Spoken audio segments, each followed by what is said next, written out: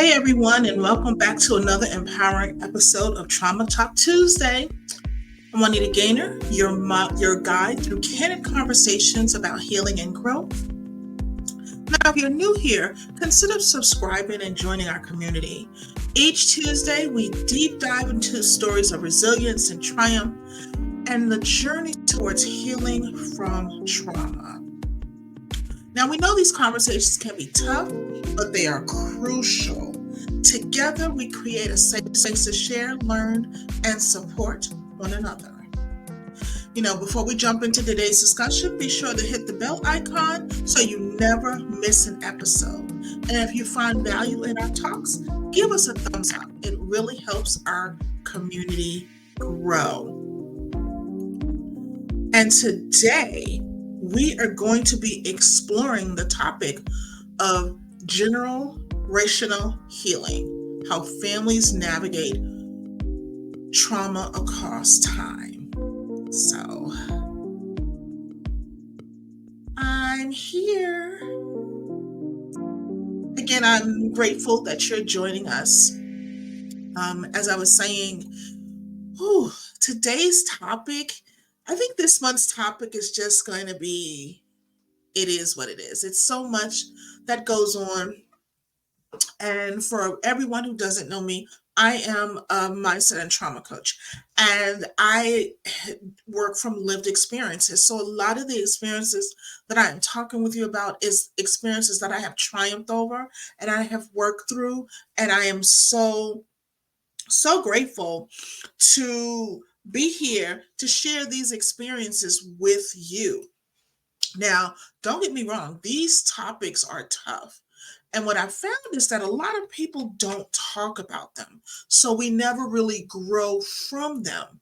We just, keep moving into the aspect of everything is going to be everything. And that's not always the case. So, what do we say when we're talking about exploring generational healing and how Black families navigate trauma? Now, disclaimer, this is Black History Month, and I deal with all types of, ethnicities and whatever dealing with trauma.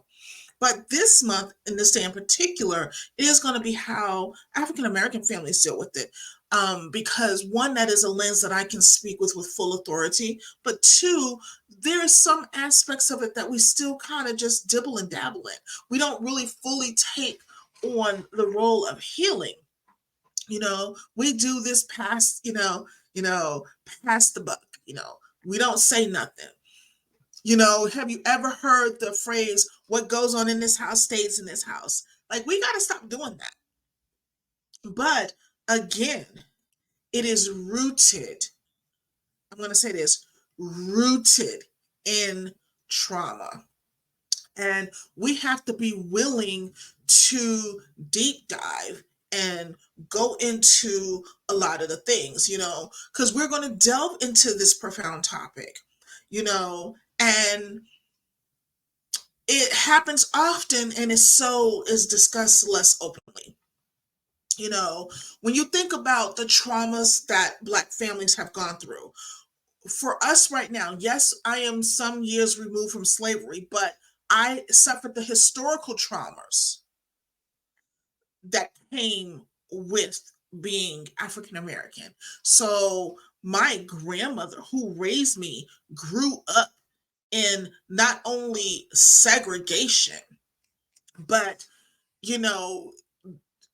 that's how her lens was raised. She came up when women couldn't work and you had to have your husband and things like that. So a lot of the things that she passed on to me was passed on through that gaze. We've had to develop unique strategies for navigating and healing from intergenerational trauma. When we think of generational healing, it's the process of, like, we're acknowledging, we're addressing, and we're healing from the traumas that's been passed down from generation to generation. And when I talk about those traumas, that's racism, that's oppression, that's violence, that's systemic injustice.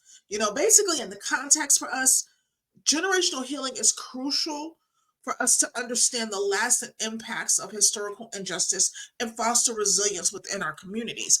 And and until we really understand that, we continue to make the same mistake. We continue to pass down the same, you know, issues and problems and mistakes.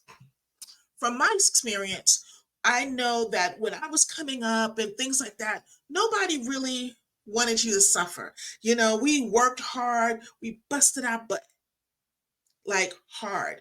We come from a lot of religious trauma. So I'm a Gen Xer, and I'm proud Gen Xer. But our generation was the last generation with the indoctrination of the religious trauma. Because you think about it, we was in church basically every day, maybe 1 or 2 days, this whatever.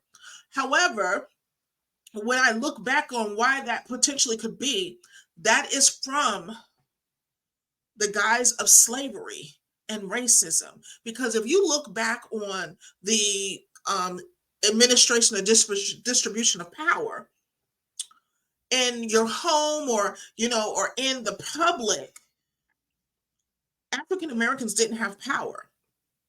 So their power resided in ministries, in churches, and in homes. And yeah, I know people are gonna come for me, and I really don't care. But because I lived it, I experienced it. So what they do is that they wield that quote unquote authority to make people compliant and to do the things that they want to do. And instead of understanding how that felt on them, they take that and put it on others. And that's because they haven't processed what that is.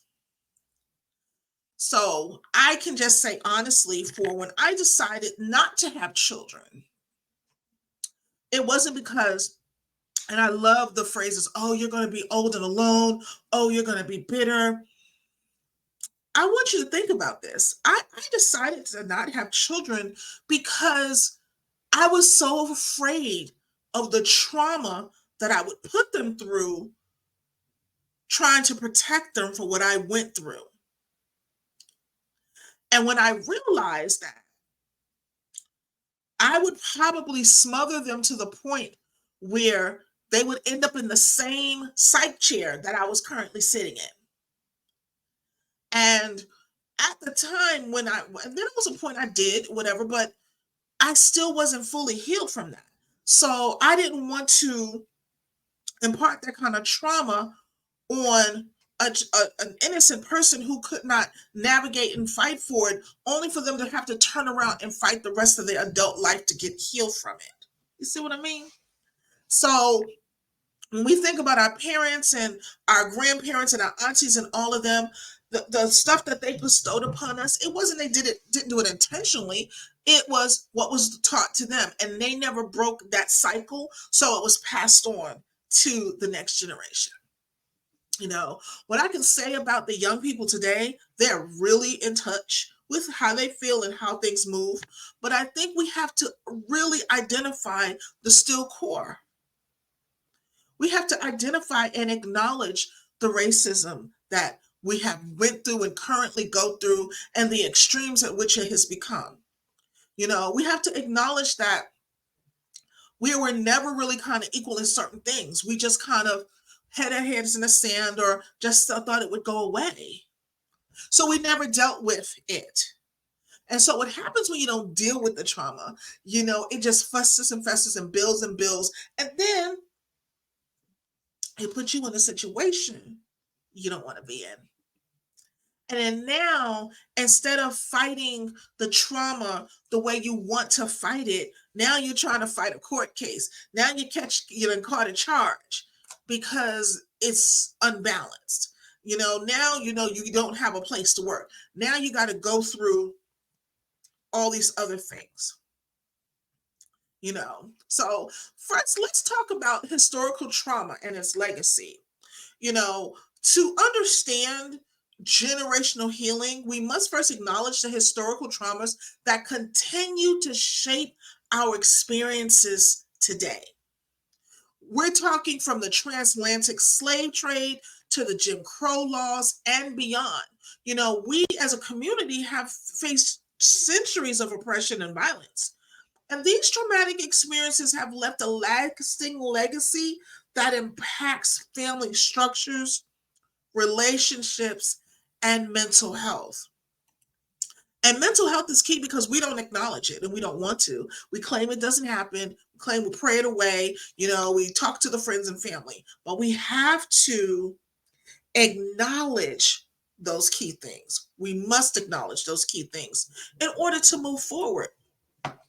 And you said, okay, well, we know the historical, aspects of it. What's the impact of it? Okay. Let me tell you, you have anxiety, depression, post-traumatic stress disorder. Um, you have the transmission of cultural beliefs, coping mechanisms, resilience strategies play significant roles in shaping those dynamics. As for me, as for the traumas, not only that I have dealt with as a child, but also the generational traumas, I have anxiety, ADHD, depression, post traumatic stress disorder, and I've had to learn how to manage those. I've had to learn that whenever I had an issue, I had to get to the core of it. Because let's be real, a lot of us,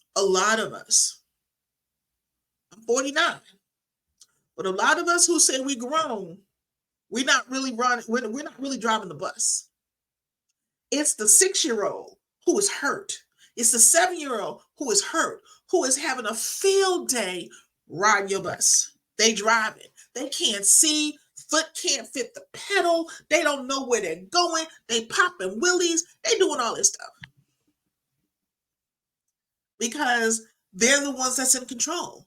Because they are the core of when the trauma happened.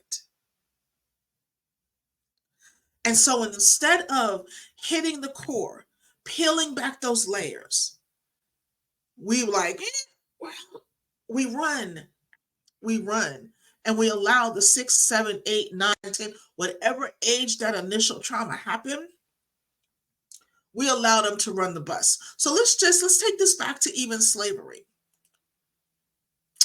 Say, for instance, let's say, for an example, your grandmother, let's say your great great grandmother was a descendant and they survived that.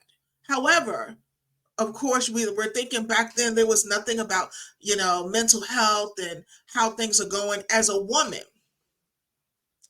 you didn't have the autonomy to be in your feelings. You didn't have the space to be in your feelings. So you had to push through.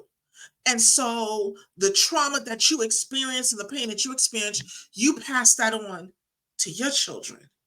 And they passed it on to their children, and so on and so forth. So what happens is when it comes to a child like me who has to begin to deep dive, not only do I have to deal with my own personal traumas that's happened, I have to go deeper to peel back the layers of traumas that has happened over the generation so that not only do I get healing, but I can offer forgiveness so that I can move on and not walk and pass on those same traits. And that's what generational healing is about. Sometimes, a lot of the times, what it is, it's going to be the one person. It's going to be you. It's going to be me. It's going to be that cousin who has decided that they're going to break those, generational curses. But you have to understand, not only are you dealing with your issues, you're dealing with moms, grandmas, great grandmas, grandpas. You're laying back, pulling back all of those layers so that you can better understand, because you have to forgive. And you're looking at it in a way that's like, okay, why do I have to forgive? When you begin to peel back those layers and research and understand that the people that passed this down to you was doing the best that they could, and they was operating with what they were operating with, you have empathy, you have love, you have grace. And then upon forgiving them, you have extended yourself a level of grace. You have taken, the bricks off of your shoulder to actually work forth and do your own healing, you know. And but think about, despite those challenges, we have demonstrated a remarkable resilience and strength. We draw upon traditions and spirituality and community support, and we develop strategies for coping. And when you do that, you come together as a community. Is community missing now? Yes, it is. Can it be brought back? Yes, it can. But it's going to take a healing, you know, aspect. It's going to take promoting generational healing, because see, the community being lost was the final straw of, the community, the generational healing. There was none. The traumas that was expounded upon the community could no longer sustain it. So everything that was coming forth, the community no longer had the mothers and the uncles and the grandfathers and the people really kind of pushing forth to kind of help keep up the community and help gird it up. So yes, the community collapsed, because for many, we're just standing above water. We're, trying to float. We're trying to breathe our own self. So we couldn't help, bring anyone else up. Is the community coming back? Yes. But it's slowly and surely coming back, because as we walk in our own healing, as we get down to the root of those traumas, we can understand what is necessary, and then we can begin to build the community on our terms. You got to understand too, community was not built because it was a foster thing. It was built out of necessity. And now moving forward, community can be built based on the collective people that is in there, where everyone is genuinely adding to the pot, putting forth effort into it. And it's a give and take, and, people can get things as well from it as put into it. And so that is why you want to promote the generational healing, you know, um, community support. It's so vital. It's vital that we have it. Healing practices. This is going to be the last point I touch on when it comes to really getting into generational healing.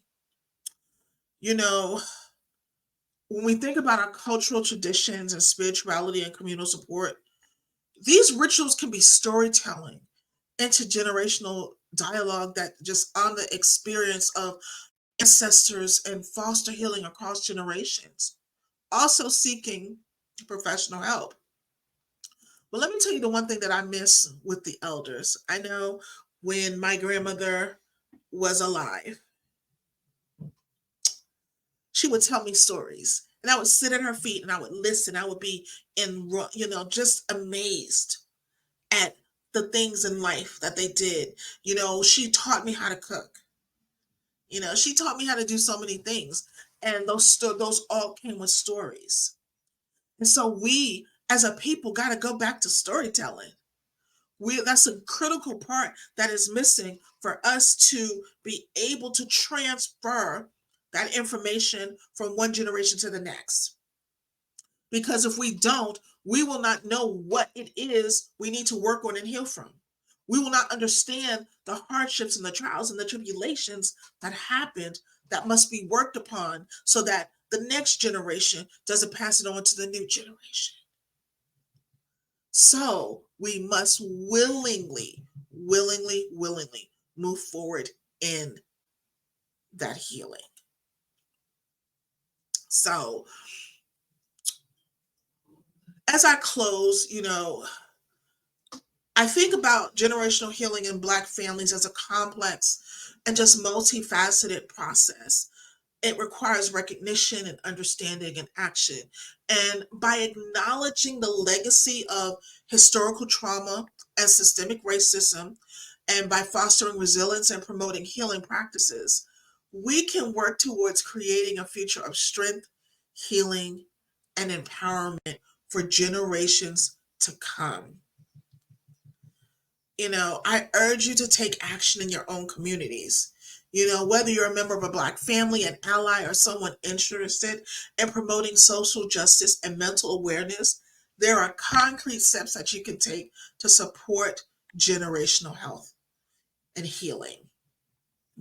Consider volunteering with an organization that provide mental health resources to underserved communities, advocating for policies that address systemic racism and inequality, or simply engaging in conversation with friends and family about the importance of healing from intergenerational trauma.